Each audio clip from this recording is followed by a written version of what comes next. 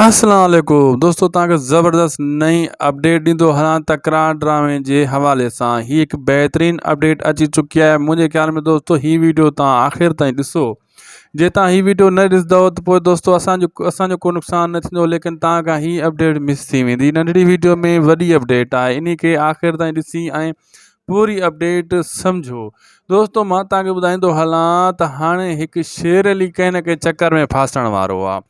शेर अली हिक न हिक जी दुश्मनी में लहंदो, या सिजावर खान या नवाब खान, यानी ॿिन्हिनि जी दुश्मनी में शेर अली लहंदो ऐं शेर अली दुश्मनी वधाईंदो। ऐं इहा दुश्मनी रोकण खां जेको आहे उनजा दोस्त जेका गॾु अथसि सौट वग़ैरह, उहे रोकी रहिया आहिनि शेर अली खे त तूं इन खां पासो कर, जे घाटे में पिया त ॾिठो वेंदो। हू या भावल वारनि सां अटकंदो शेर अली, या सिजावल खान सां, या वरी जेको आहे नवाब खान सां। दुश्मन हिक न हिक हाणे शेर अली पक्को दुश्मन बणाईंदो। इन शइ जो इंतज़ारु आहे नवाब खान खे।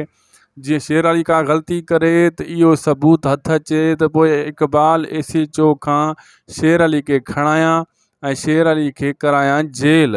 इहा नवाब खान जी पूरी प्लैनिंग आहे। लेकिन शेर अली फ़िलहाल हिकिड़ी समझदारी सां कमु वठी रहियो आहे। अॻिते हली अचण वारनि किस्तनि में शेर अली दोस्तों क़दम को न को खणी वेंदो ग़लती में या पंहिंजी मर्ज़ी सां।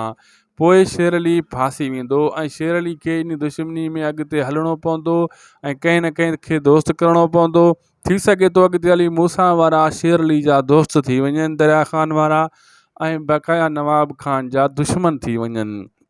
अचण वारनि किस्तनि में इहे सीन तव्हांखे ॾिसण वटां मिलंदा दोस्तों असांजी वीडियो पुॻी आहे पुॼाणी ते। जे तव्हां असीं ताईं ॾिठी आहे त शायदि को सो ब्लॉग खे सब्सक्राइब कंदा, पेज खे बि फॉलो कंदा।